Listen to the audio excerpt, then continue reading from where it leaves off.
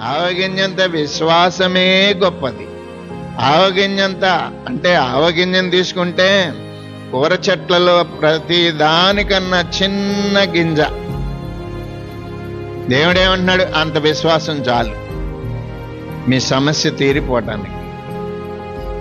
మీ యొక్క బలహీనత తీరిపోవాలంటే ఆవగింజంత విశ్వాసం చాలు.